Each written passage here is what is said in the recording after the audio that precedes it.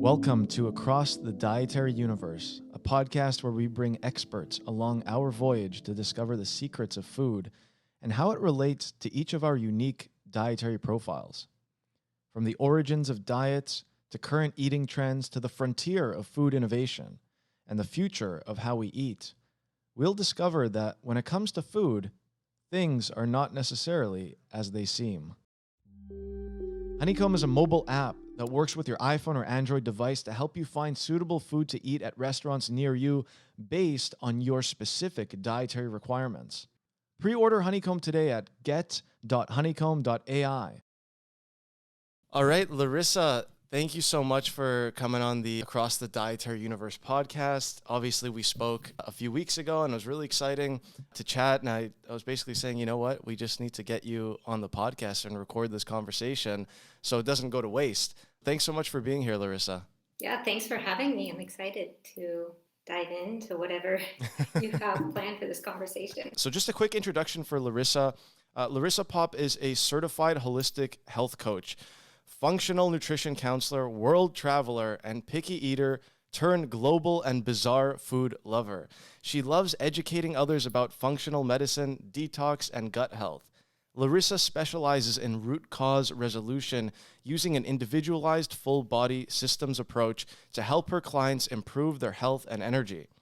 She's found that getting back to the basics is what most people need in order to improve their health, but they just need guidance and accountability to prioritize and make the right habits stick. Welcome. What an introduction. There's so much. Thank you. There's so much to unpack in that. I mean, global and bizarre food lover. You know, the thing that stands out to me is initially, and by the way, the connection, just so our audience knows, is my girlfriend's sister has sort of a history with you in terms of holistic health coach relationship to some degree. And I was talking to her about we want our AI to be better at predicting gut health outcomes in, you know, when dining out to eat. And she's saying, you know what, you need to talk to an expert at that, Larissa. And so that's sort of how this all came together. But the thing that really caught my attention about you, Larissa, is that you're able to travel around the world and be so conscious of what you're eating and making your body feel right. Because most of the memories that I have of traveling around the world, and I say memories because who's really done that lately, but most of the memories that I have don't really relate to good experiences with eating food outside because I have a gut condition. So how do you balance adding good things to your body, but actually not knowing what is even out there to eat? Yeah, well, I'd say the first part of my world travels, I wasn't so health conscious. And so I would just eat anything from the street stalls. I had a really strong stomach. So fortunately, I didn't have any issues with that. But I, then became a health coach and became more conscious. And I spent a lot of time traveling. And then I actually lived in Iraq for 4+ years. I'm now in Turkey, but I was in Iraq the last 4 years. And that was probably the most challenging because it was the first time I started having gut issues with the food. And then my husband, he's Kurdish, Iraqi. And so it was this balance of how do you enjoy the culture and eat the local food, but still you want to feel good. And it was a balance of sometimes eating out, but knowing, kind of becoming familiar with the cuisine so you know how to make smarter choices. But then also I'm the person that sometimes just brings my own salad. Right. Maybe I'll still have the meat, but I bring some salad to have with it. And then also when I visit my in-laws, coming prepared so that I'm not just eating whatever my mother-in-law cooks, but I'm balancing and having some of her food with some of my food. Right. So you're being very particular and intentional about, what's going into your body. I think everyone wants to know about your experience in Iraq. That is probably something that's very common. I mean, you just don't hear about it too often.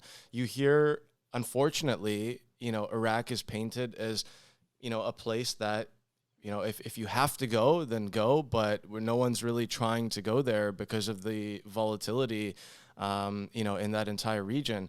So politics aside, how was the experience from the lens of, being on the ground, being with the people in whichever cities you were in, and How's the food life there? And what's the culture like? So I lived in the northern Kurdistan region. So Okay. Kurdistan, for those who don't know, it's really an autonomous region of Iraq. So it really has its own culture, and it's more developed and safer than the rest of Iraq. And so I was working, doing humanitarian work with an NGO while I was doing health coaching on the side, although now I'm doing it full time. But really, yeah, it wasn't like what I expected or what, my mom worried about. It was really, I think, even safer than me living where I did in DC when I lived in the States. I mean, Wow. in DC, you can hear gunshots. There, I never heard gunshots or had incidents. I mean, things happen, but nothing targeted at me. And then, yeah, in terms of the culture and food, in the like smaller towns, villages, like my in-laws, for them, like my mother-in-law, like hates to go to a restaurant. Everything's just home cooked. Right. But of course, in the cities now, you have more restaurants and there's expat community. So, there's a bit more options for the expat community. But yeah, sometimes we would drag my mother-in-law to a restaurant and she just hated it. And it's true because she's like, my food is better, my food is cleaner. Right. Why do I want to eat in a restaurant? One of the things for me was it was just hard. Their culture, they love meat and chicken is like the best food ever. So when I decided to stop eating chicken, when I heard that a lot of chickens, the way they're raised, what they're fed, given antibiotics and such, I decided I'm going to stop eating chicken there because I'm not sure, if it's organic, what they use. But it was just something they couldn't accept, they couldn't understand. And so it was also that balance, and I think a lot of people struggle with when they make dietary changes, other people kind of not understanding or accepting it. And I mean, I can't tell you how many times they kept trying to force me to eat the chicken, and they would say, but we cooked it in a healthier way, we didn't use a ton of oil, it's just grilled, we put all these spices, it's really good, just try it. Right. Because my husband just wasn't translating what I wanted to tell them, because he didn't want to say the reason that I wasn't. He didn't want to offend them. But it also but there were also good things, like I never ate liver until I moved there, and now I eat liver because it's an incredibly nutrient dense food, as long as it's Liver of what? Well-raised Liver of which animal. animal? I like from sheep or lamb, so I find it tastes the least livery, kind of the best taste. Interesting. As a kid, sometimes my dad would bring home liver and he's like, this is so nutritious, you should try it. And it's about the worst thing I've ever tasted. Is this an acquired taste that you need to go through the process of hating it before you love it? Or did you love it I'm not immediately? sure. Maybe. No. I think first time I had chicken liver, I hated it. Right. Didn't like it. But then for me, when I hear about the health benefits of something, I'll give it another chance. And so really I see. like my history where I say I went from meat eater to a global and bizarre food lover Yeah. is that, yeah, there were so many foods I didn't like, but it was really like when I lived in Japan, because that was my first, well, China and Japan were kind of my first two international experiences, that I just wanted to embrace the culture. And so I kind of forced myself to eat new foods. And then I realized, okay, if you eat something enough times, often you can acquire a taste for it. But you also have to learn how to cook it in the right way. So that's what I found with liver. You got to cook it in the right way.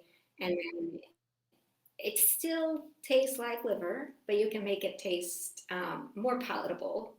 And so it's kind of something I eat once a week just for the health benefits. Do you think, so just to take this in a different direction with the liver, because we have plant-based equivalents for like a burger now, right? We have like Beyond Meat. We have plant-based. In Vancouver, there's a really cool plant-based hot dog restaurant that opened up called Good Dogs. That they taste amazing. But do you think it's eventually going to evolve into like specific cuts and specific organs, like the liver, for example, a plant-based liver? Is it possible to replicate the health benefits in a plant-based form, or is that we're not quite there yet? That's maybe a bit away. Yeah, I mean, because essentially, I mean, if it's plant-based, you're not going to grind up and stick some liver in it. It would just be adding in Yeah, probably not. certain nutrients, like the nutrients you get from Right. liver. Yeah. What makes it Go ahead. nutritious? So liver is just packed with B vitamins, especially folate and B12, lots of iron, zinc, vitamin A, which is especially important for our gut lining. So just, yeah, really nutrient dense. And then also, if you look at kind of Chinese medicine, they believe that if you eat certain parts of the body, it's also good for that part of your body. So it Mm. would mean that eating liver supports your own liver. Interesting. Yeah. And And then it's also like very lean, so it's low in fat as well and good source of protein. the liver is not necessarily about the taste, it's about the nutrition, to be Hmm. clear. You could add those certain nutrients. Like, for example, a lot of people need more vitamin A to support gut health, as one example. You mentioned vitamin A, and so is that something that anyone with any gut issue like IBS, IBD, is that something that we should be checking sort of in our intake of food? So, my approach, I mean, with functional nutrition is that, and even like, because I started off as a health coach and then I ended up also studying functional nutrition to go deeper. And so it's really looking at first adding in more nutrient dense foods in general. So like I don't start off by getting like really specific about eating this food, that food for these specific nutrients, unless I'm doing a detox, but just lots of diversity. Having like a lot of diversity in your diet with a lot of nutrient dense foods. And then if people are still having symptoms when we do that and we address some other kind of foundations, then we look at testing and, even some standard blood tests and see, what might be kind of deficient or what imbalances there might be.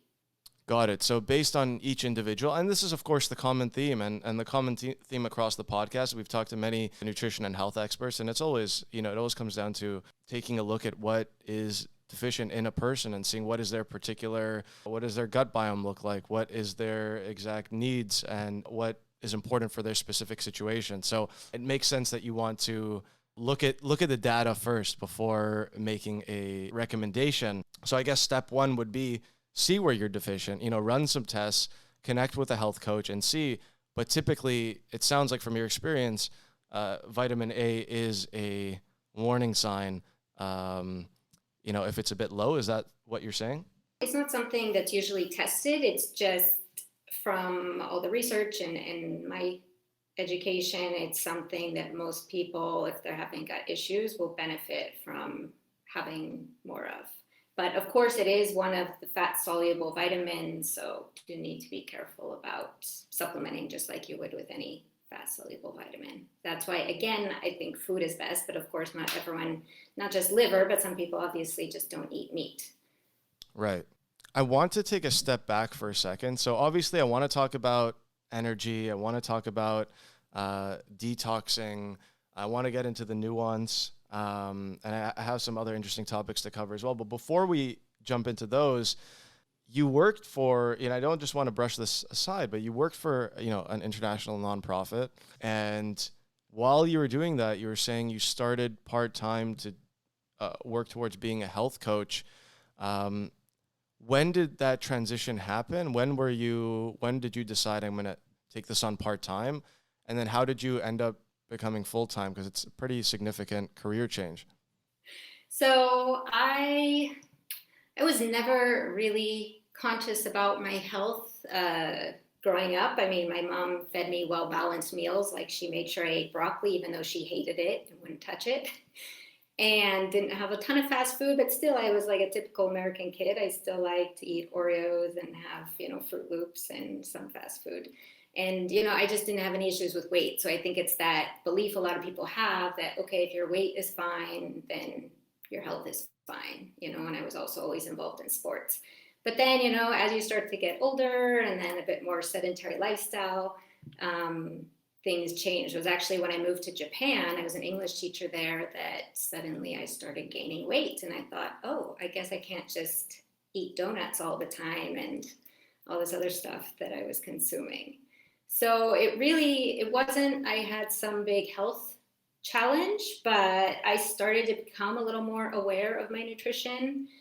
And honestly, I was on this journey of trying to figure out what I wanted to do with my life. I wasn't sure what I wanted to do. I studied biology. I thought I wanted to be physical therapist and then a pharmacist and then a doctor. And then I really didn't know. I became an English teacher for a period. But then I met a health coach, and I'd never heard of health coaching, but when she talked about it, it was just like, that's it. Like, this is what I want to do with my life. This is kind of what I've been waiting for. And then the more that I went down that route, I started health coaching on the side while I was doing the humanitarian work, which I also enjoyed, but it wasn't the same.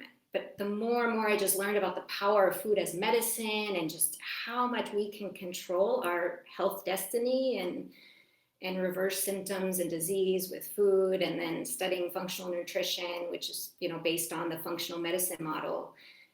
It just fascinates me. And so I was just spending all my free time studying, researching. And so I finally, at the end of, I guess it was, right before COVID hit. So it was kind of good timing. I decided that I was just going to finally Wow. take it full time. And it was a good point with my work that I was finishing up with a project and also ready to leave Iraq. Good for you. So it sounds like you channeled your, the urge to be a humanitarian and to help people into, specific one-on-one, like let's, help people's health and their food and their diet, and that could ultimately give them a better outcome in their life. And so it's humanitarian in that sense. And it's cool how you're able to, Right. sort of like the same mission almost.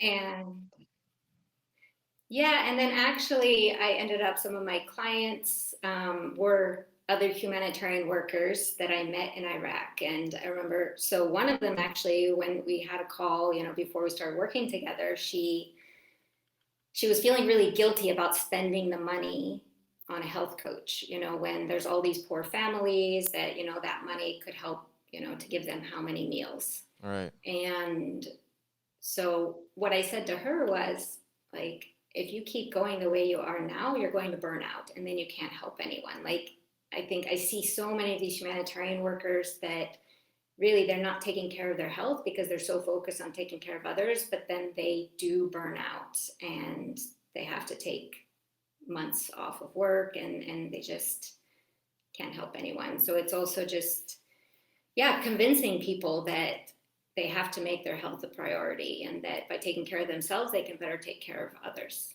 Right. I think that's very sound advice for anyone in any career field, really, because you just end up 100% burning out. You have, if you're going to the gym, you have to rest the body, right? And it's the same thing with with anything else. You're gonna go too hard, and then you're gonna pay the price for it. And a lot of times, you don't necessarily pay the price to the full degree immediately in the short term. You pay for it in the long term. One day, maybe you don't have small things that happen, but then it accumulates into a huge bad thing that could happen 10 years down the line. And at that point, it's too late, right? So I think it's very important to take care of the body, take care of the engine, the machinery, keep it oiled and have it work properly. And it's really good because a lot of times in life, people try to reinvent the wheel. I'm guilty of this too. I say, you know what, I could figure it out myself. YouTube exists. These days, like with YouTube, everybody thinks they're the expert in everything. And even on these podcasts, like you listen to a few podcasts and all of a sudden you're an expert on a topic. But the truth is, it's like you're very much just scratching the surface. And it's really useful to connect with a professional. It doesn't even have to be across a large or long period of time. It's simply just to know where your blind spots are, right? And to connect with someone like you, for example, and they can say, hey, you know what? You should be doing that and not that. And it may have never occurred to you. So it's, I think, very important to take a step back and say, hey, what is actually going on here? And do I have the longevity to achieve my goals, and not just think of the next 30 days, 60 days, 90 days. Yeah, absolutely. I want to ask you, so you focus as a health coach on energy. And to me, that's sort of like the main metrics, like how much energy do I have in a day? Do I have enough energy to accomplish all the things that I do?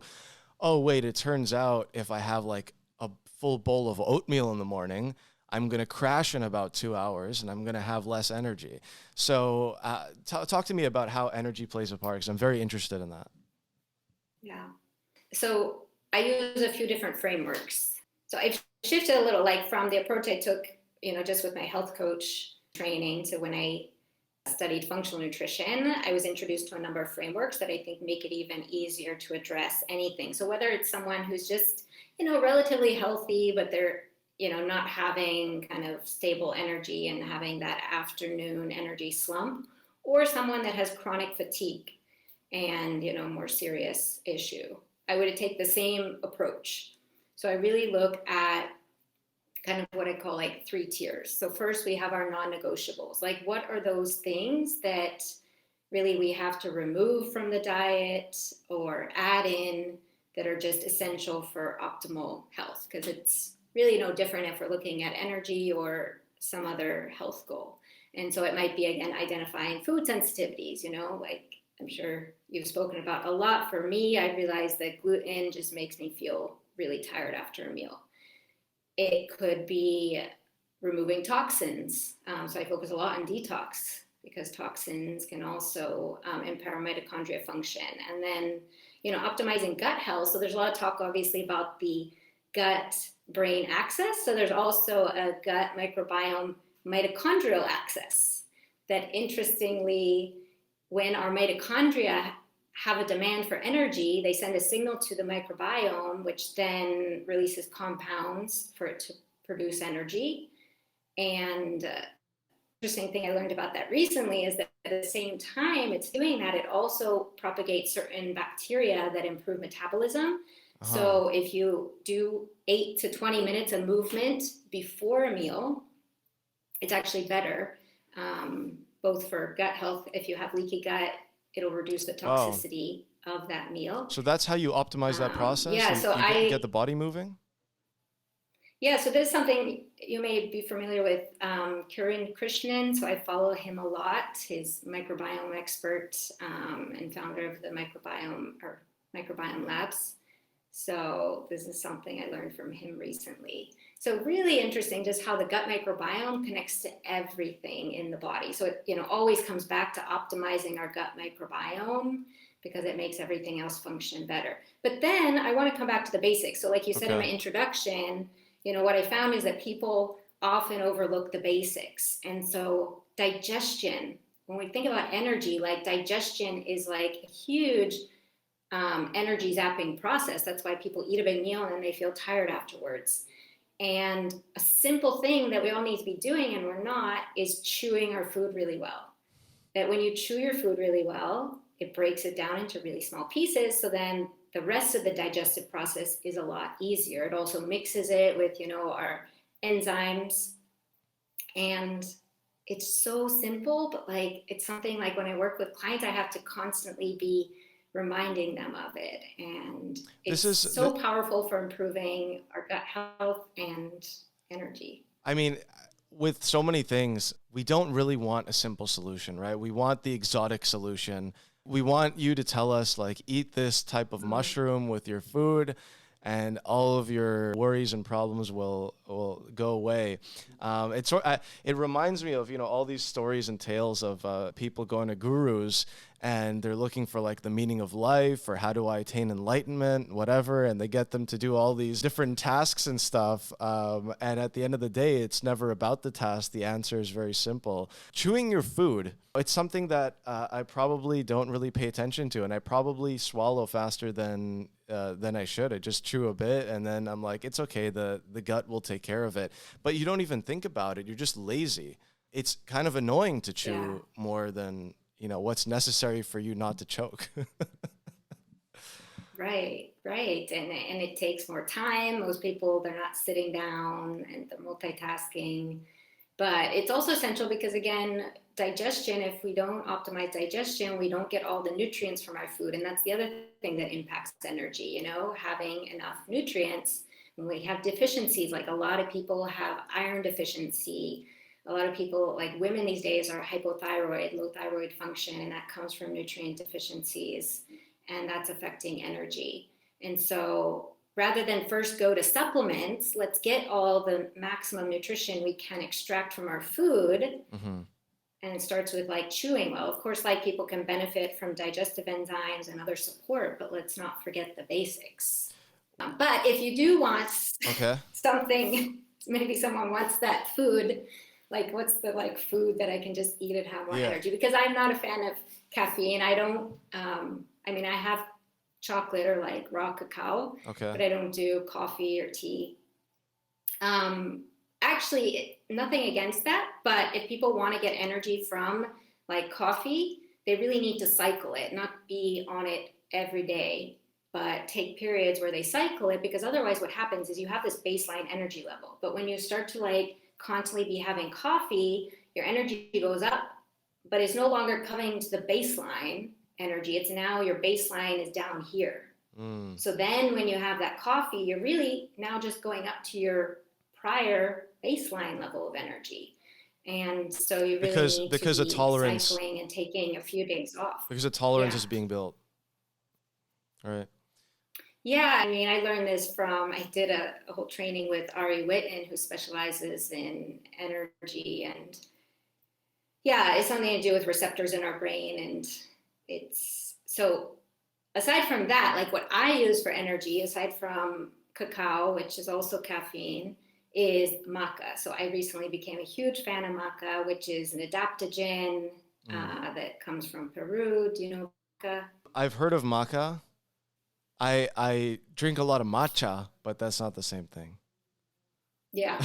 So maca is a root, and basically it's sold as a powder. So you're not going to find a whole maca root in the grocery store, but it's a powder. And so adaptogens are really helpful, and maca is in particular really helpful for energy. And the great thing about it as an adaptogen, you know, it can give you energy boost in the morning when you need it, but even if you take it in the evening, it's not going to keep you from sleeping, because it's really just bringing balance to your body and giving it what it needs. So it can give you energy, or it can kind of help you relax. Is that something? I found that for me and so many people, that maca really helps. Is that something you can take every day, or you have to cycle that as well? So I've been taking every day, but I believe like any sort of supplements, and I would consider this still kind of like a supplement to my diet, I think it's always good to cycle and take some days off just for your body to take a break from anything. I think is good. So this might be a dumb question, but for the last couple of years, I've been having a ton of coffee because I found out that Nespresso machines exist. And so I got one at home, I got one for the office, and it was amazing. But whenever I have a flare up with my colitis, it's really not a good idea to be having a coffee, especially espresso. Like it basically is like gasoline just running through your body. It's not really conducive to putting the gut in a situation where it's going to heal from a flare-up very quickly. So typically in a flare-up, I'll stop having coffee. But what I've done now in my, getting into remission again, is I started to have matcha. Now, it's still not, they're obviously both caffeine, but I wonder, is there a benefit from switching like the caffeine source in terms of like the tolerance level or how my body's reacting to it? Or is it essentially the same thing with a different flavor? Well, it's not exactly the same, because matcha has components that are really, I mean, coffee also has components that are good. We get antioxidants from both, but green tea in particular, really supportive of detoxification processes. And so definitely, I think matcha is even better than coffee in that regard, but the caffeine would be the same. I mean, matcha really has a lot of caffeine compared to just a regular brewed green tea. Right. But I mean, it's still diversity. You're still getting some different phytochemicals, some different antioxidants. Right. So I think that's good. Cool. All right. Plus but one. That brings up a good point. But I guess I want to make another point with energy, is that if we're having low energy, not that there's anything wrong with it from time to time, but if like someone is in the habit of like they have low energy, they have some sort of caffeinated beverage and then they keep going. Again, it's not listening to their body and what their body needs. And so I really always encourage my clients and my audience, like, let's listen to our body, and it's giving us signals, and we have to pay attention, because otherwise it's just the same as, a pill for an ill, taking pain medication. And we really need to address like what's going on under there. And maybe it's just that we need more sleep, because again, that's another basic thing that people overlook that is so, so, so important, is Right. getting enough sleep. And not just 8 hours of sleep, but what are those 8 hours? It's not the same if you go to bed at midnight or 1 a.m. and get 8 hours. You really want to be in bed no later than 11 to optimize, your sleep quality. And that's because you don't want, you want it to be somewhat connected to like sunrise, sunset. Is that kind of the idea? Yeah, to optimize your circadian rhythm. And then there's also, again, I don't study this a lot, but my brother lives in China, so I became somewhat interested in Chinese medicine, and the Chinese meridians, for different organs, there's different times they're active. So the liver, again, I focus on detoxification between 1 a.m. and 3 a.m. The liver is most active. And so that's why you'd want to sleep no later than 11, so that you're able to get into a deep sleep by 1 a.m. so your liver can be doing its work, because we do most of the detoxification and kind of restoring our body while we're sleeping. Also, I heard, what's his name? He's like this famous sleep doctor now, starts with a B. Anyways, He talks about like sleep chronotypes. He has a quiz about your sleep chronotype, but he said that for every hour of sleep before midnight, it's equal to 3 hours of sleep after midnight. So that like any hour of sleep before midnight is 3 times more restorative than sleep after midnight. So again, it's just, being in sync with the circadian rhythm. And Right. That makes I think there's sense. a lot to it with. That makes sense. Just a quick note on the on Chinese medicine, because I think a lot of people, or maybe especially in North America, they're perhaps on the fence. They don't really know what to make of Chinese medicine. Now, people in China might look at North America and say, "Wow, we're so unhealthy. We're not in tune with our bodies. We're overweight. We're this. We're that. We have any number of problems." But people in the West, people in North America might say, well, this is not necessarily like as science-backed as possible. I don't know if we agree with this. How do you reconcile those two ideas? Because I don't, even myself, I don't really know what to make of Chinese medicine. I know that I'd go to Chinatown with my dad as a kid, and he'd get, any number of things for his sports injuries, and they would work and they'd be great. So, how do you approach this? How do you look at Chinese medicine?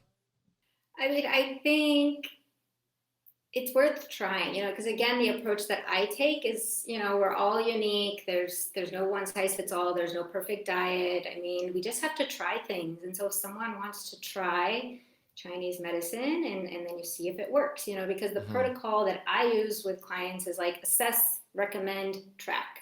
I do a really thorough assessment. Based on that, I recommend, a few things. We track. So whether you're taking things from Chinese medicine or from Ayurvedic medicine, I mean, I think we can learn a lot from these traditions that have been around for a long time, but still have to see what works for the individual. I don't know. My brother, it's interesting because he's married to, his wife is Chinese. And so she kind of goes more towards the Western medicine, and he's more towards the Chinese medicine. And so he had something wrong, and he went, and the doctor gave him this like huge centipede like this, and said, I want you to like boil this with some other things into a tea and drink it. Wow. I mean, some things he feels helps, other things he doesn't really notice a difference, but he's open to try. Yeah. How would you feel about the centipede situation? Would you boil the centipede? Yeah, I would. So like I said, I mean, I like healthy food, but I also like bizarre foods from my travels, especially traveling through Southeast That's Asia. true. That's very bizarre. I mean, I've eaten like I did a homestay in Cambodia, and actually they caught crickets, like these big crickets from outside, and we had those as a nice snack with a few beers, and Yeah, I mean, wasn't that I've bad. seen the cricket snack. I've seen the cricket snack here actually in Vancouver at a couple stores. So people are definitely eating them, and there's nothing wrong with them. It's just a cultural thing. It's like, well, why is a cricket any different than, I don't know, like a pig, for example, right? Like it's any living Mm-hmm. creature. At the end of the day, it's like, well, if you're eating one, there's no real reason why you can't eat this other thing, even though it's a bit smaller. What was the strangest thing that you've eaten in your travels? I'm curious now. Strangest thing could be, I don't even know what it was. I remember this thing I had in China once that it was like a dessert, and it was like a small papaya, and in it it had this, I don't know what it was. It was like frog, something from inside the frog. I don't even know. There's some things in both Japan and China I didn't know, but the Wow. worst thing I think was the stinky tofu. The stinky tofu in China was just awful. I tried it, Is but it called stinky I don't tofu? know how people can eat that. Is that the name of the dish? Stinky tofu? Yeah, yeah, it's Yeah. fermented for a very long time, and it smells awful. And I Wow. thought if I plug my nose and try it, it might be better. It wasn't, but people like it. And again, I respect like every culture, and that's why I'm willing to try anything if it's part of a local cuisine. What's the difference between a detox and a cleanse? Detox and a cleanse. I mean, so these phrases are used really interchangeably, and the way that I distinguish it is like a detox is, I mean, really the first part of a detox is just removing your exposure to toxins as much as possible. But then it's bringing in specific support, like nutrients that are needed to optimize your liver's detoxification pathways. And because we have two pathways in the liver and they need specific nutrients. So, detox is something we do on a daily basis, but when I say do a detox, like I lead a group through a detox, it's like bringing in more of those foods with the specific nutrients to give more support to our liver's detoxification pathways and the other organs that support detoxification. And then a cleanse, I see it as more also just gently supporting the liver to kind of not necessarily like focus on supporting those detox processes, but it's just kind of taking, like a vacation for the liver almost. Right. So it has like less work to do and just kind of cleaning up the diet. But there's a lot of overlap in these. So a cleanse kind of includes the detox, but a bit more because I think some people do a detox, but they don't necessarily fully, because you could take a bunch of detox supplements without really cleaning up your diet and bringing in that extra support for the liver. And so I like to incorporate both of those. So like every quarter I have a seasonal cleanse, and I think detox is something we should do on a daily basis just by eating a lot of those nutrient dense foods like cruciferous vegetables and, as people can tolerate them, garlic and onions. These sulfur rich vegetables are really good. And just making sure that, again, it comes back to just a really, as of course, people with gut issues, whatever they can tolerate, expanding Right. the diversity of their diet, because then we get more nutrients which we need to support detoxification. And we have to get rid of toxins also to heal the gut, and we also need a healthy gut to support detoxification. So that's why they kind Hmm. of both go hand in hand. That all sounds super legit. You know, I've seen a lot of people talk about how detoxing and cleansing is not um, science based and there's no evidence to say this or that, but it just seems logical to me that, for example, if you're taking a break from, like, take a break from alcohol, take a break from caffeine, add these better things. It's like an oil change, for one thing, your car needs it, or it's like vacuuming the inside of the car or whatever. Like it fundamentally, the principles make sense. So I don't really understand what all the controversy is around this. I think if you're putting good things in your body and you're trying to get rid of the bad things, even if it is for a short season, a short period of time, that's probably going to have a better impact than if you never did it at all. Yeah, absolutely. I mean, I think it just depends on what type of detox or cleanse you're doing because there's a lot out there that aren't really designed well. And so you want to make sure that it's one that you're including all the nutrients that you really need to support those detox processes. Right. So so maybe where we can, uh, we can make a distinction is some of these juicing companies, for example, that will sell you like a month kit to detox is not the same as reaching out to, a health coach like yourself and actually putting together an individualized plan. Those are sort of, one is a marketing detox and the other one is actually, meant to focus on specific outcomes. Yeah, absolutely. And again, there could be benefit for some with that, but again, Right. if some person has insulin resistance, blood sugar issues, then they need to be careful with doing like a juice cleanse. It wouldn't be right for everyone. And I like to do mine in a way that I'm also educating people so that we do this 21-day cleanse, but afterwards they know what they can do on a daily basis or a semi-annual basis to continue to support kind of detoxification. Right. Yeah, that's brilliant and provides a lot of insight to me because this is all, the great thing about this podcast, I get to talk to professionals and learn a lot and ask any question that I find interesting that hopefully our audience does, but it's super valuable because I could just pick your brain and get this information and learn along the way. Just one point I really want to like emphasize with detox is that, again, I always say like the first step of detox is removing your exposure to toxins. Right. I say second step, remove your exposure to toxins. Third step, remove your exposure to toxins. And then let's start focusing on like digestion and, making sure that we're pooping well and draining, getting the waste out. And then we move on to more advanced things. People, again, let's emphasize the basics that it doesn't help to do some juice cleanse or anything. And then we're just still using these toxic products on our skin every day and taking in so much from our environment.